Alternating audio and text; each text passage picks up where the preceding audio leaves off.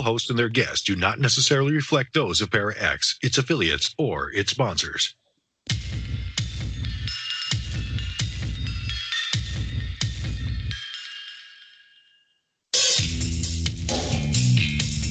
Supernatural, metaphysical, paranormal. You know, all those things you've been wondering about? Are you ready to go deeper into the realms of the unknown? I hope you've got your walking shoes on, because life is an adventure, and this is the journey. Come on, let's go.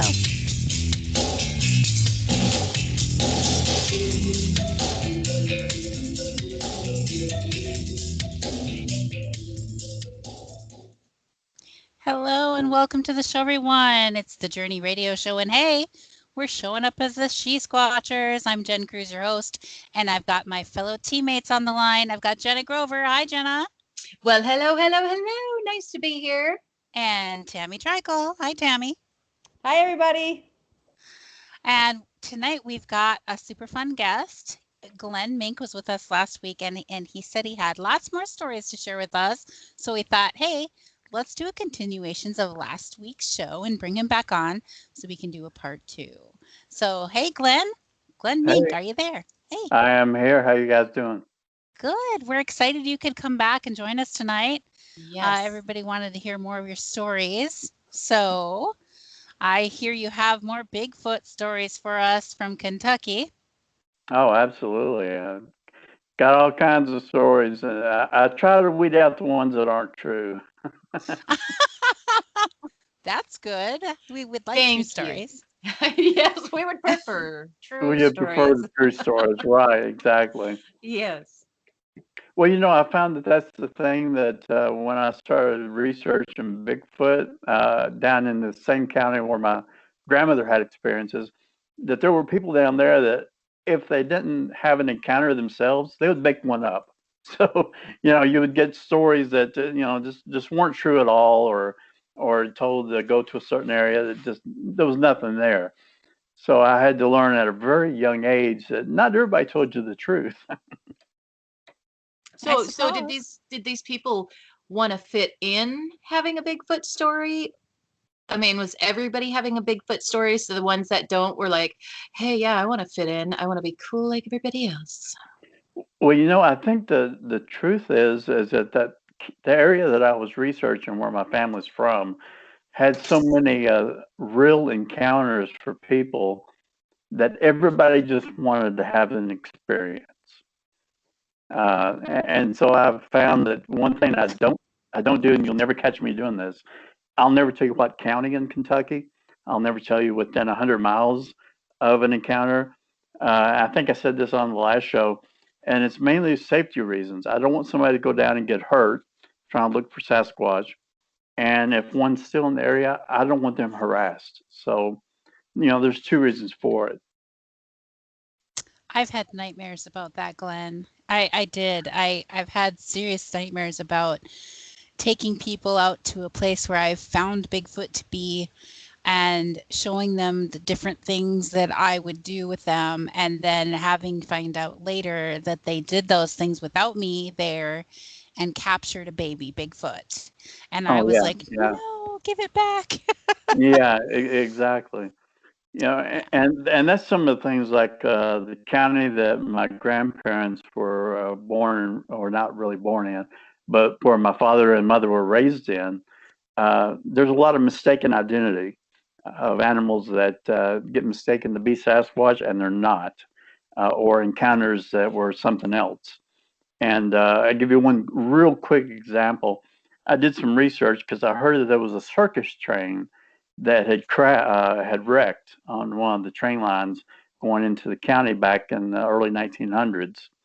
And that was the same time frame that my grandmother had one of her encounters with what at the time she called a Sasquatch, which actually could have been a kangaroo that got loose from the circus train. And the reason that I deduced that it was a kangaroo was because of how the story played out. So I went back and researched and found out that within 30 miles of the town that my grandparents lived in was where the circus train actually crashed. And that's not a large distance for any animal to migrate and to go into. So what happened to all the animals on the train? Well, from what I can gather, most of them got out into the wild. The ones that were able to adapt did, and the ones that couldn't were, I think, killed in the train wreck itself. But without other animals or other species there to procreate, uh, after just a short period of time, they just didn't exist anyway.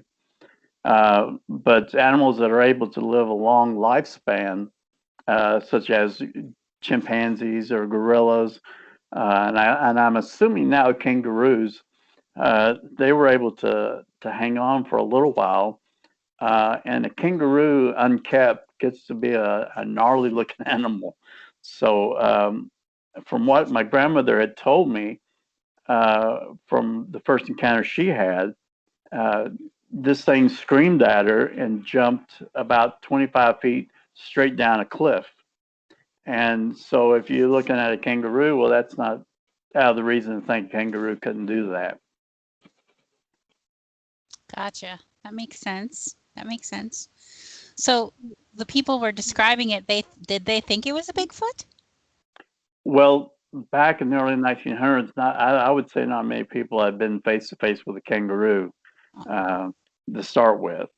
And if you get one that's ungroomed and out in the wild, that's never been seen in that area, and obviously leaving large tracks because of their large, hind feet, you would have situations where people think they're seeing something that, like a Sasquatch or a different type of creature entirely.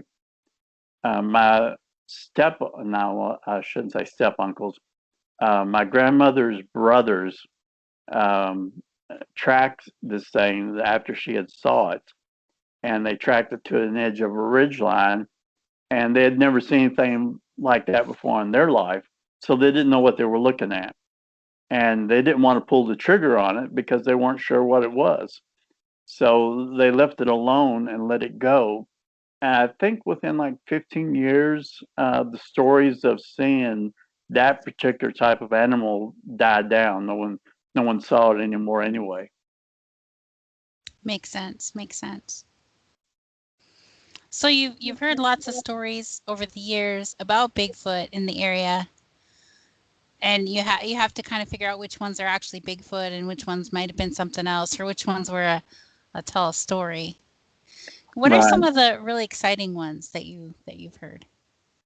Well, some of the most exciting ones that I've heard is that particular area was known for coal mining, where they would go back in and actually dig with pickaxes and dig their way in to a hill.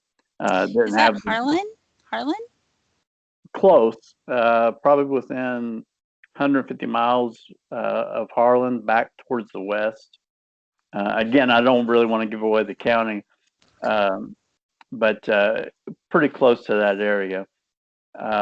And the coal mining kind of died out in that particular area anyway. But there was a lot of empty mine shafts. And then when some of the larger companies came in and dug huge mines with 40-foot ceilings and entrances that were 25, 40-foot wide, once they left an area, they would leave huge caverns down there. And some of the local boys that like to get out and moonshine in those areas would tell stories of how things would come out of those tunnels, out of those caves, and stomp out the campfires that they were sitting around drinking. And I've had I don't know how many different stories of people that had those experiences where something would just run straight out of the mine and stomp out the fire and go to throwing the whatever was on fire out of the campfire and run them off. So for me, naturally, that drew me to the area to find out what was going on in those areas. And you got to remember one thing about Kentucky. I mean, Jen, you know this. Minnesota is the land of 10,000 lakes, or 11,000, or whatever it is now. But Kentucky has over 90,000 miles of shoreline of waterways. And we have one of the largest cave systems in the world with the Mammoth Cave System. So we've got a lot of area for things to go underground and not be seen, and they come up in different areas. Which I think that's what they do. I think they're opportunistic. I think they use those areas to their advantage. That makes sense. That makes a lot of sense. So when you go Bigfooting in Kentucky, do you actually go into some of those cave systems? Actually, I do. I go into a lot of them. And here of late, though, I've kind of slowed down on going by myself. Um, since the car wreck and everything, I prefer to have somebody with me in case I just don't feel well enough to get back out of a cave. You know, I'd rather have somebody drag me out of there than to be left in there. But there's a lot of caves that exist but would not be found if it wasn't for the railways that are through the state of Kentucky. Because where they blasted to create tunnels for trains to go through, they opened up a lot of caves. And you have to look carefully to find them, but they're there. And I've found several that way that if it wasn't for having a nearby tunnel, I wouldn't know that the cave exists. Very neat. I that's one thing we don't really have a lot of in Minnesota is caves. So that would be a whole new adventure, I think. I don't know how you girls Right. would feel about that. How would you girls feel about doing caves? Oh, I would totally be up to it. Me too. Yeah, that would be amazing. Oh, can you imagine, Tammy? GoPro. I know. Oh, we'd have so much fun. Now on my YouTube channel, I do have some recent caves that I found that I put some short videos up of me going inside those caves. Now I had somebody with me that day that I went inside those caves, but it never dawns on me until I get inside a cave. What would I do if I got in a cave and found a Sasquatch in there? You know, as soon as I see a cave, first thing I want to do is just climb right in and go in there and look around. But it never hits me till I get inside the cave. What if I'm not alone in here? You know? What if it's not a Sasquatch? What if Yeah. it's, a den of snakes or bears or mountain Yeah, lions yeah. or Yeah, So- or wildcats or anything. So what, I mean, you're talking about that. So what do you think? I mean, what do you think you would really do when it comes down to it? Do you bring any kind of weapons with you when you go in those caves? What do you bring in there with you? Most of the time, if I do take a weapon with me, it's not necessarily for the wildlife, it's for the people. Because there's an awful lot of bad people out there. And in some of the areas that I research in, you have a lot of pot growers, you have a lot of moonshiners still yet. And I told somebody just the other day that stories of Sasquatch aren't necessarily pot growers or moonshiners trying to scare you out of an area, because all that's going to do is draw more people in. As soon as they hear the story, oh, that was a Sasquatch that ran out and chased somebody out of this area, you're going to have 10 times the people in there. And if you're a moonshiner or a pot grower, that's not what you want. You know, you want to use other means to scare somebody out of there. So if I carry a weapon anymore, it's because I just want somebody to see it and not bother me. As far as Sasquatch is concerned, I've already kind of resigned myself to the thought that if I run across one and it intends to do me a harm, it doesn't matter what I'm carrying. I'm not going to outrun the thing. I'm not going to get away from it. It's going to catch me in no time flat. So I don't worry too much about that part. But don't you feel like inside you maybe would try to communicate with it? Or, I mean, or would you just say, oh crap, and run? Well, nowadays I would try to communicate with it. I think if they're smart enough to mimic people and mimic voices, that they have the intelligence to understand when something's a threat or not a threat. So I think I would try my best to talk my way out of the situation. That's awesome. Wouldn't it be neat? I mean, so you said, do you remember everything you see or hear or everything? It's I heard on one of the Sherlock Holmes movies where he said it was a blessing and a curse to have that kind of a memory, and it's actually the truth. Um, I remember a lot of areas. I don't map out a lot of areas that I go into because I can remember where I've been. Um, I guess all three of you probably know who Michael Cook is. Mhm. Assuming. Hi, Michael. Whenever I'm with Michael, I generally remember every place we've been, and even right down to what he had on the day we went there. I mean, it's Wow. kind of crazy.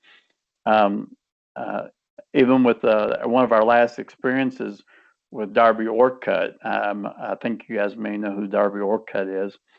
Yes. Um, when we took Darby down to an area that we had researched, I remember everything about that day. So it depends on how bad of an experience it is. If it was very bad of an experience, it's kind of a curse to remember everything that happened. But if it was something really, really good, then I love it because I don't necessarily have to rely on recording it with a camera or other means.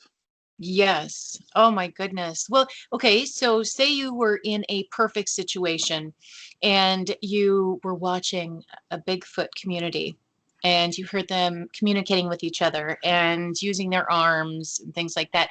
Would you be able to remember all of that when you were out of there? I think so. I think for the most part, yes. Wow. Um, uh, which actually kind of leads me to this statement to you guys. There's so many different sounds that Bigfoot are accused of making.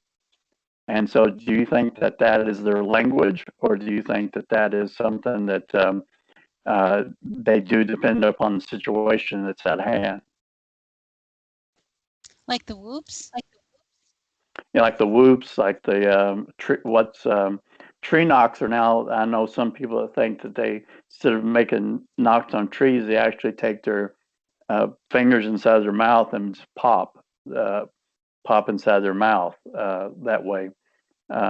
Gorillas can make kind of sounds like that. So I think I wrote down the other day about 11 different sounds that I think a Sasquatch can make to communicate within its own family troop and not have to worry. So you think they have a language? Oh yeah, definitely. I think they do. Um, and I think anything that's intelligent like that, that's as elusive as a Sasquatch is, they've got to have more than just breaking a tree branch over and bend it in a certain direction to let others know where they're going. They've got to have a better language than what we give them credit for. And one thing I was always taught as a kid, growing up as a hunter, is less is more. The less sounds you can make, the more you can communicate. And too many hunters go in the woods and they overcall, and too many Sasquatch hunters go in the woods and they overcall. They make 15 or 20 tree knocks. Well, Sasquatch is not going to do that. Or they'll go out there and they'll whoop 15 or 20 times. A Sasquatch is not going to whoop in the woods 15 or 20 times. They don't need to. So I think that we overdo it a lot of times. That makes And a then we lot of give sense. ourselves away. So they know it's not one of them. They know it's us. Exactly. Yeah, I Exactly. agree with that. Yeah, I first learned that when I was turkey hunting. That you know, I could go out there and gobble my head off or cluck like a hen, for 20, 30 minutes straight. And all the turkeys are going to do is just sit back and know not to come that direction because they just don't do that. If you go out in the woods and you stay quiet, you'll see exactly what I'm talking about. You hear very little sound coming from any animal. Um, Now, the only animal that's the most noisy animal in the world to me is a squirrel. You go out and you upset a squirrel, you're going to hear about it for the next 30 minutes. He's going to, they're going to chatter and carry on back at you and let you know it. But every other animal, you just don't hear them out there making that many noises. Yeah, most of the time when I'm in the woods, if something's making noise, it is a squirrel because they don't seem to care. If anybody hears them running around, they don't Yeah. care. Yeah, they don't care at all. And I don't know if you guys have ever been told this or not, but a four-legged animal walks in steps of three. You'll hear, and then a pause, and a pause, because they have to get their balance. Anything that's bipedal doesn't do that. You hear two steps and then a pause, or you hear 3, 4, 5 steps, then a pause. But a four-legged animal, if it's just walking, it's got to pause and gather itself after that third step. That's interesting. Yeah, I was just going to say that's great information. I really didn't know that. Now I feel silly, but thank you for teaching. Well, I mean, it's just things that you learn. And Jen, I think you have a Native American background. If people would learn from those that have been there before us and have been out in the woods long enough, and that was their way of life, there's a lot of things going on around us that can be explained. But then there's just some things that you just can't, no matter how you wrap your head around it, you just cannot explain it. And I think that's where Sasquatch falls in. Do you have Indian reservations in Kentucky? Somebody asked me that the other day, and I didn't have an answer for them. I don't think we do. Okay. I know we're close enough to the North Carolina where the Cherokee people are, but I don't think there's any reservations here at all. Okay. Because I know up here in Minnesota we have quite a few, and the Native people talk about how Bigfoot is our big brother and said he'll always be with us, looking out for us. And I tell you what, I've had the most luck looking on reservations. I just looked it up, and there are no federally recognized Indian tribes in Kentucky today. Most of them were moved during the Indian removals of the 1800s to Oklahoma. Gotcha. Okay. Yeah, that's good information, because the background that I've got is Cherokee and Shawnee. And the Shawnee people were up more around Louisville, up around the Ohio River, that direction. And then, of course, Cherokee people heading back towards North Carolina. But that's good to know. I mean, you could come out confirmation there that there's no reservation. Mm-hmm. Very cool. How about any other cool Bigfoot stories? Well, there's been several stories in that same area of things that would follow you home, and that as a kid, that always scared the devil out of me, to think that something would, if I stayed out too long in the woods, that something's going to follow me home and know where I'm at. But growing up, I always heard stories. Now, these aren't necessarily Bigfoot stories, but people would see a white um, white entity that would be about 3 to 4 foot tall. And if you rode a horse or were driving alone in a car, it would get either on the back of the horse with you, or it would get in the car with you, and it would follow you all the way to your home.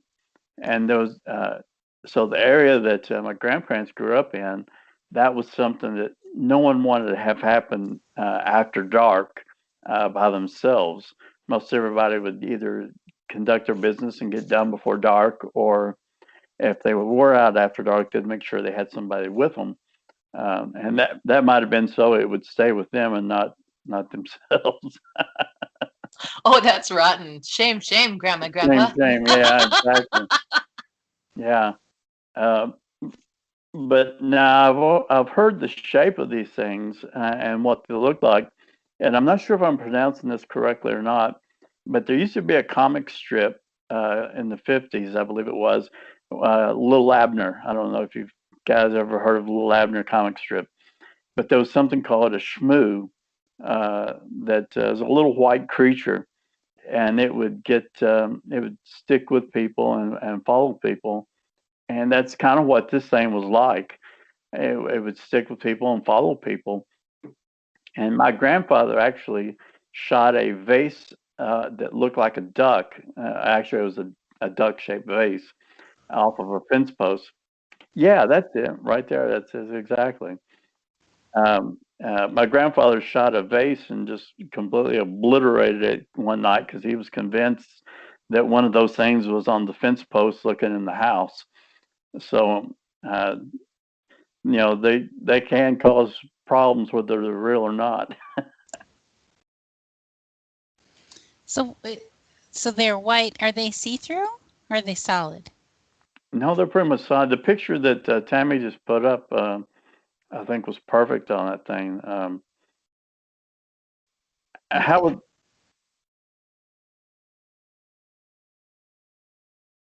looks like she's pulling it back up here. Yeah, it kind of looks like a seal, a white seal. Yeah. Doesn't it? Yeah, kind of. Yeah, it doesn't have any arms or anything though. I'm not sure how it gets on the back of a horse and hangs on, but it's but yeah, there was all kinds of stories about that.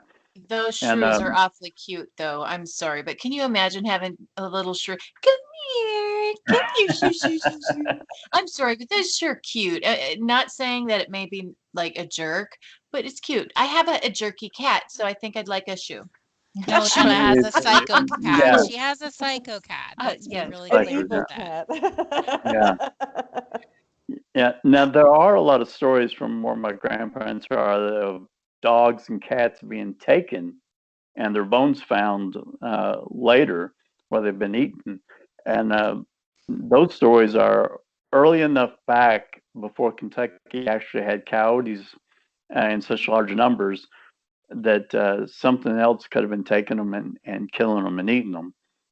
But there's so many coyotes in the state of Kentucky now, even in our larger cities, it's nothing to find a coyote prowling through Main Street, Lexington, or Louisville, um, just because of how many there are now. So they aren't doing anything to gather them up, to put them in nature. Why, I wonder? Well, Just I think they reintroduced eventually. them. I think they reintroduced them into Kentucky to control, like the rattlesnake population, or to help control the turkey population a little bit from exploding. And then when that happens, then all you've done is you've created another problem. And one of the stories that's been circulating for the last 5 years, I think it is now, is that the small gray wolf from Pennsylvania has been introduced in Kentucky to control the coyote population. So all they're doing is chasing one bad problem after another. Um, and then you've got the wildcat population is kind of on the rise. Black bears are on the rise. We've known of black bears. Michael Cook and I, on one of our research areas, we knew they were in the area long before they put up signs to warn people that they were there. And that was just because of the training that we've had in the woods. We knew what we were looking at. And there's a question in the chat room, and I'm not quite sure what she means. Are there SWs in Kentucky? I'm not. Shrews, maybe? Is that what? Maybe. SW? Yeah, I'm not sure what she's asking about there, but skinwalkers. That's she clarified. Skinwalkers. Are there skinwalkers in Kentucky?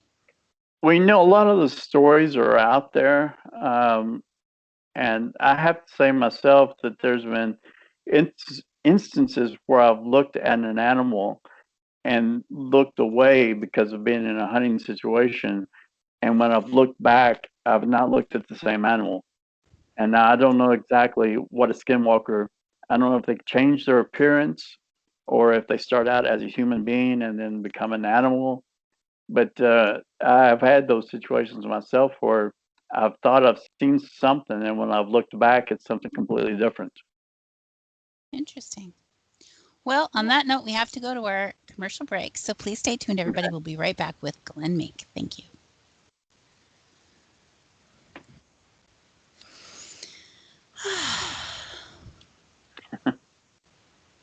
You guys look tired. I am tired. I'm a bit tired myself. But Had a Tammy, long I'm day. sure with all your kickboxing and everything, you probably have all kinds of energy. Well, I did kickboxing. I came home and ate, took a shower, went to the job interview, came home, got supper for the girls, and then I took about a 20-minute nap and got up and got ready again. Isn't that sad? Sometimes it feels, as a woman, sometimes it feels like it's 2 days in one when you have to start early in the morning and then come home and then start all over again because you have to go through the process again. It's just ridiculous. That's why we lose time. Maybe that's why I lose time. Sorry. I'm just going to have my gummy vitamins while we're on break. Were they crunchy? They have it's almost like a sugar coating. It feels like candy. You know what? I used to take those. I'd save them all up. So when I had this is when I was dieting. So I'd save them all up until I had like a craving. And then I'd take my vitamins as candy. It would work. It's Power Zinc. Oh, I've never had Power Zinc. It's vitamin C and zinc. I used to take a bunch of gummy vitamins, and then it started making my stomach hurt, so I just stopped taking them all. Mm.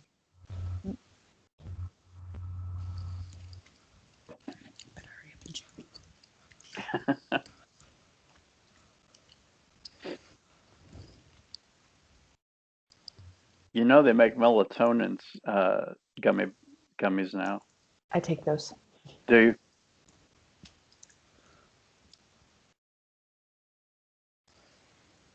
I actually caught a mouse with melatonin once. And welcome back to the show, everyone. And hey, this is the Journey Radio Show, and we're the She-Squatchers. Won't you check us out online at She-Squatchers.com? And hey, we're over on YouTube at She-Squatchers Official and on Facebook under She-Squatchers Official. So please come subscribe and like us there. You're going to find all of our most up-to-date information there on Facebook. I do have one announcement. We were scheduled to be at a Bigfoot conference, the Yakima Valley Bigfoot conference in, I believe it was April or May. And they've moved it to October now, 2021, which I think is perfect time. It's going to be a wonderful time for us to go out there, and we're headlining that event. And so we're going to be doing lots of remote viewing there. They've asked us to do remote viewing there because I've already done a lot of remote viewing of the area and correctly identified some locations. So they're pretty excited about that. So you have to come check us out in Washington. And I think also in November, the month after that, I think we're going to be in Ocean Shores, Washington again. So for right now, I think our first event this year is going to be in Virginia. So that'll be this summer. Yeah. So Tammy has since moved to Virginia. So we're heading to Tammy's house. Yes. So Tammy, get ready, girl, because there's going to be a big ready. slumber party. Just saying. All right. So back to the show. We've got Glenn Mink with us tonight, and we were just talking about skinwalkers. And I do think Kentucky might be a little bit north for that, don't you? Personally, yeah, I think so. You hear more stories from out west about skinwalkers than you do in this area. But you just said something I've got to jump on it real quick. Remote viewing, and that's something that I wholeheartedly believe in. So I've got to ask you, what is your all's take on remote viewing? All right. Well, we don't do controlled remote viewing, which is what the controlled remote viewing is when you have a moderator who's asking you questions about a specific target that you don't know what the target is. And so you just are answering questions about the target. And that doesn't really work for what we want to use it for. So what we're doing, I call geographic remote viewing, where I'm using some type of an aerial view, like Google Maps, Google Earth, even a map would work under a pinch. And looking at the screen, asking, what I want to know about that area. Is there Bigfoot here? Is there Bigfoot evidence we could collect here? And then zoom in to try to locate an area, and then I'll drop a GPS pin on an area that I'm seeing something at. Now, when we do this separately, what I typically do is I'll drop a GPS pin next to something that I'm seeing. I won't put it right on it because, in case it's specifically obscuring the view of it. And then I'll send the GPS coordinates to these two ladies and say, hey, what do you see in this location? And it's really fun when they come back with seeing the same thing that I'm seeing. Right. It's really good confirmation. It's also confirmation when we go there and so that something is there, and I've been doing that type of remote viewing for years before doing Bigfoot. And so I used it for, looking for missing people. I used it for paranormal investigations for a team that was going to be going out. I would look at the location before they went there and told them what I was seeing going on there. And, I found during those that I was so accurate that I absolutely trust what I see. And, it took a little bit for Jena, who was first on board, to understand exactly what that was about and to trust in it, because she didn't really believe in that until I said, there's something there. We went there and there it was. Yeah, I was really shocked. Actually, I mean, I totally believed in Jen, and I still believe in Jen, by the way. But I was shocked. Like, we literally stopped, and within 50 feet, we're finding something. How does that happen? Right. How Right. does that happen? So that really, really opened my eyes to saying, okay, this is something. And that was the big stick structure that was den-like, and it was multiple levels high, and it was huge, very intricately weaved trees together, just very cool stuff. And, I didn't ask a lot of questions about what it was because about 200 feet from that area, I was seeing a very aggressive male Bigfoot that kind of made me feel scared. So I was really focused on that and not asking more questions about what kind of evidence was there. Because when I asked for evidence, it lit this whole area up over there. So we just went there. It was awesome. It was awesome. Well, see, that's where you have to trust the researcher, not necessarily the research. Because if you know the person that's providing you information about something and you trust them, they've never given you a reason to believe they've told a lie or created a hoax, then it makes it a lot easier to take the research they've given you and to believe, okay, there might be something to this. And I'm not a huge believer in mind speak with Bigfoot, but I know a lot of people that are. And so when you take remote viewing and mind speak and you start connecting all these things together, then you begin to wonder, is there a possibility of connecting on a different level before you're actually even in the woods themselves? Are you able to, like you said, pinpoint that there's an aggressive Bigfoot in this area, or there might be a family group that's in this area? So those are things that I try to remain open-minded on. But with what you just said about remote viewing, it just made me wonder now, with MindSpeak, where are you guys on board with that, or are you? We haven't technically done the full-on mind speaking with Bigfoot yet, but we've had like a feeling, like getting feelings from them, like it's okay that we're here, it's okay that we're doing this. And then I also got the very big feeling of, okay, it's really time to go. I've overstayed my welcome. Gotta go. Right. Right. But I haven't heard a voice in my head saying, hi, I'm Bigfoot. I haven't heard that. Yeah. Now, do you know who Greg Yost is? Yes. Oh, yes, we like him. Okay. We've camped out at his spot. He's wonderful. Now, Greg is a MindSpeak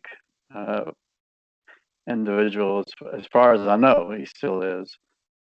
He believes in that, and that takes on a whole new perspective, because it brings back the whole Native American experience, where you have vision quests and things of that nature, where you have to be able to get in tune with your surroundings in order for something like that to happen.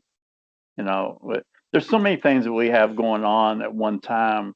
If you guys are driving out to the woods, you're probably on your iPhone, you're probably getting texts, you're probably getting all kinds of voicemails, phone calls, everything in the world. And the last thing in the world that you're expecting would be to have a remote viewing experience or a MindSpeak experience, or even just intuition itself to let you know that you're in an area. Mm-hmm. Yep, it works good for us. We've had a lot of success with using our psychic abilities to locate areas.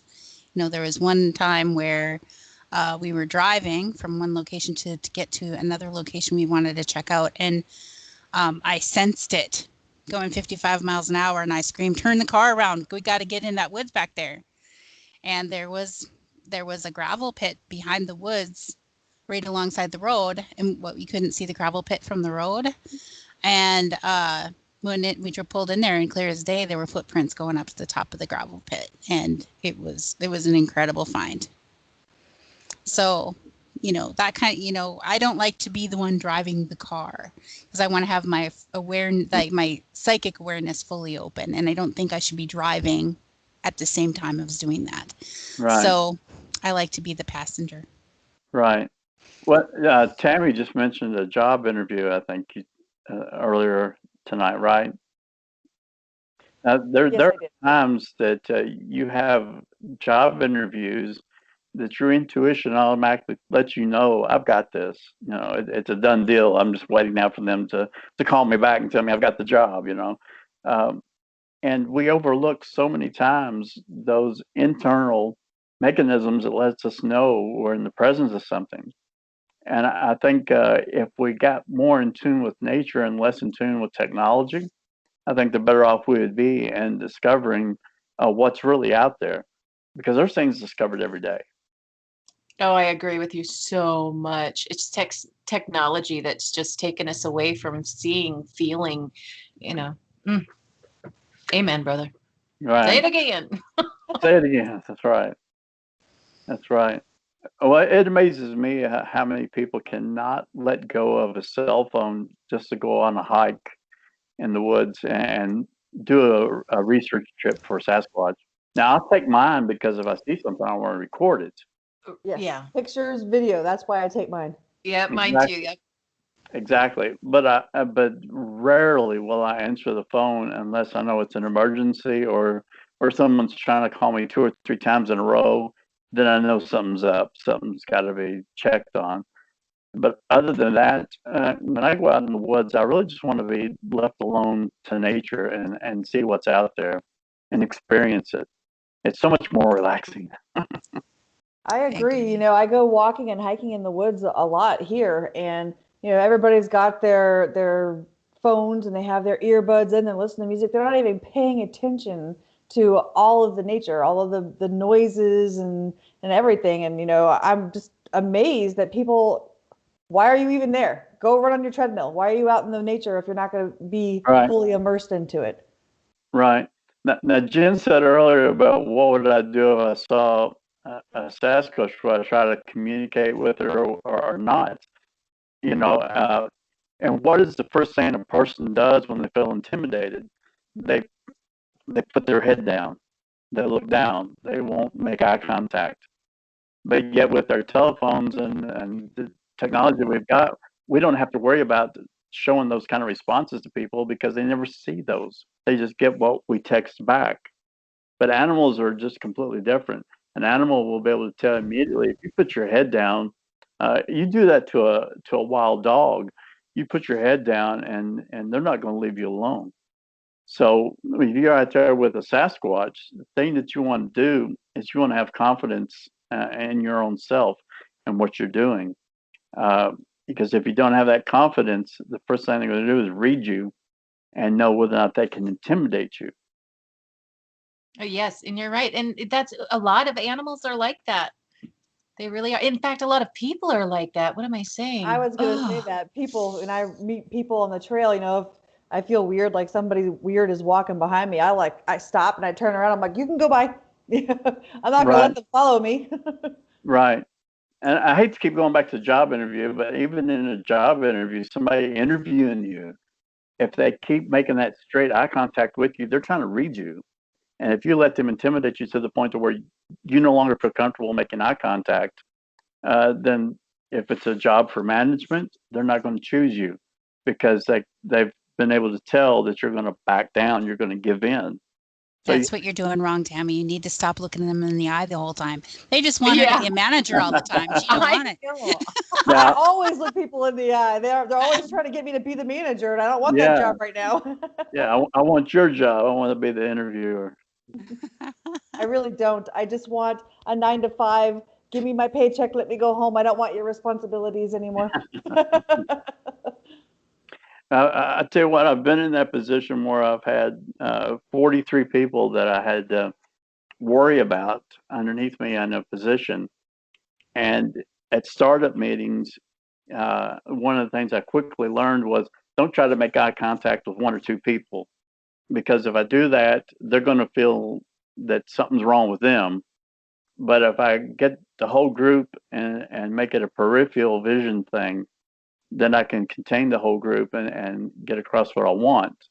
But if not, you can let a group intimidate you to the point to where they know the rest of the night they don't have to work too hard. They've already got you back down. So you got to be real careful when you want that job or don't want that job. I don't intimidate easily. Yeah, but the problem is, going up, your manager has to deal with their manager, and their manager has to deal with their manager. So when it comes right down to it, we're all working for somebody. I'm my own boss. I like it that way. Brag it up, Jen. Brag it up.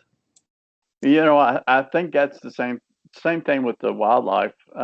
There's a dominant alpha that's out there, and the other animals around it know when to be able to look it in the eye or when not to look it in the eye. And same thing is true with, we do know this about gorillas. There is a dominant gorilla. There's an alpha male. And the same thing would have to hold true with Sasquatch if they're in that same family grouping, that there is a dominant male that runs the family troop. And one thing you're not going to get from him is he's not going to walk into the family setting and then put his head down. He's not going to, shy away from looking people in the eye or looking his people in the eye and getting across what he wants. So one thing I would recommend if you run into a Sasquatch is not to try to pretend to be the dominant person in the room. Because I think that could cause a problem for you real quick. Yeah, you'd be kicked right into the other side of the woods. Exactly. If you're standing in front of something that's 8-9 foot tall, and I'm 5'9", almost 5'10", there's no way I'm going to look it in the eye and act like, puff out my chest like, well, I'm the bad one here, Not going to happen. When we go to these different events, people, that's what they ask us at every event. What would you do if you came, if all of a sudden there was Sasquatch? And I actually had said I would lower my head, saying, hey, you're in control here. He's either going to kill me or he's going to let me live. You know what I mean? So exactly. I shouldn't say he, but. Well, even the females, they're the same way. There's a dominant female, and like for you girls or ladies, I should say, if you're out in the woods, you don't want to portray to a female Sasquatch that you're it, you're the be all end all. Yeah, like you're gonna get her man. No. Yeah, you don't. That's why we have Tammy. I am not Bigfoot bait. Bigfoot bait. Well, that's what I told Mike Cook that night that rock got thrown at us. I said, when he turned his ankle, I was like, well, you're it, buddy. I know now I'm out of this mountain if they come on off of here. So, you're Bigfoot bait. Funny. Well, hey, I wanted to ask you before we run out of time, because it's quickly running, about any other odd things in the forest. Like, have you encountered little people at all or pukwudgies? I think what scares me more than a Sasquatch is the thought of a little tiny person, whether they're 3 foot tall or, 10 inches tall. Little beings scare me more than anything, and I don't know why that is. But I've had instances where early in the morning deer hunting, before it got light enough to actually see what was going on, I've had things get in the tree with me. And I used to write it off as, okay, well, this is a squirrel that fell on his head one too many times, or whatever, and he's in the tree. But there's just too many little encounters of things, and you see little bitty tracks, especially in the snow. Snow is perfect if you ever want to go out looking for anything.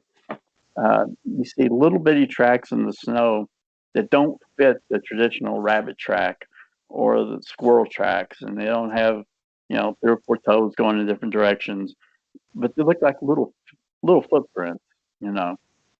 Um, Now, I think a baby Sasquatch is probably already born with a foot that's probably 9, 10 inches long or more. Ow. But That would hurt. that Oh my would be a goodness. problem. But Boy, but people pass over small tracks all the time and write them off as being humans that made the track, and that's not always the case. Something's got to start out small at some point in this life. That's true. That's true. So do you believe in the little people? Obviously, you probably do. Well, I believe there's something else out there that I've had friends of mine, real good close friends of mine, tell me that there are wood fairies and uh, different things of that nature that exists out there. Um, and I have to admit, there are things that I've seen from a distance that I can't tell what they are, and the way they would leave, just totally, it's just totally different than what you would expect. Like something that would just lift up off the ground and just keep going.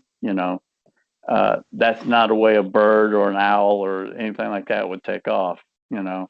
Um, so I've seen a few things that have been like that, uh, but never anything in connection, never at the same time as a Sasquatch event. I've never had both happen at the same time.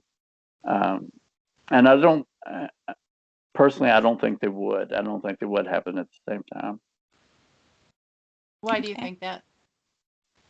Well, I think they have different positions they hold in the woods. I do kind of agree with some of the Native American teachings that Sasquatch is the end all of the woods. Whatever is going on out there, he is in control and uh, kind of takes care of the woods itself and manages it. I mentioned on our last show that if they ate one deer a day, they would decimate a deer herd in a state in no time at all. So I think they are managers of sorts. They take care of their area, and other Sasquatch take care of their area. And I think that's a perfect balance of what's going on out there. Now, I don't think the little people. I don't think they're a threat. They just give me the creeps. I'm sorry, I'm totally with you. You think of a little thing this big going coming after you. It reminds me of like the 1980s scary movies. You laugh, Tammy, but it's true. Yeah. It's the only thing You're I'd just be kind of cracking me freaked up out tonight, too, and I Kara. don't. Huh? You're just cracking me up tonight. Oh, She said that and it reminded me of the movie from the 80s called Better Off Dead, where the paperboy kept harassing John Cusack for his $2 for the paper. He kept coming back, I want my $2. I want my two. That's yes. the way the little people seem to me, is that they would just keep bugging you to death to where you're just afraid of them. Every time you turn around, they're gonna be right there, wanting their $2. And yeah, I don't want that. Oh, that is funny. I wonder what they would really want. That's Give a me good. an apple.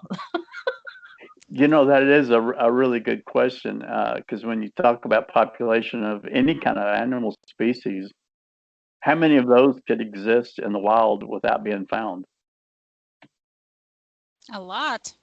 A lot, absolutely. And homeless people. If you ever get a chance, talk to a homeless person that lives on the fringe of a city and a woodline, and ask them what they've experienced and what they've seen.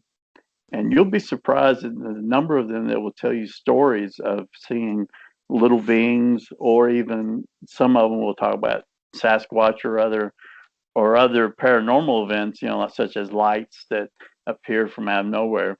Not every homeless person is crazy or or zapped out on drugs to the point that they're unrational. They will tell you some stories that really have you scratching your head. Good idea. Good idea. Well, I know some stories from the reservation when my elder was trying to clear some of the, like, a meditation walk in the woods behind the lodge area.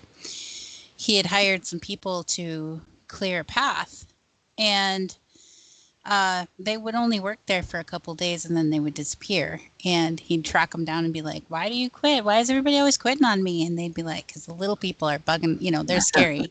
They just keep following me, and they're freaking me out." And nobody would want to work back there because the little people were bugging them. They didn't feel like they were in danger. They were just freaked out by it. So That's very interesting. Well, we've had people throughout history that's been documented as being 18 inches tall, 19 inches tall. I was trying to think of what the Guinness Book of World Records, I don't know if that's changed yet or not, but we have human beings that have been documented as being well under 2 feet tall.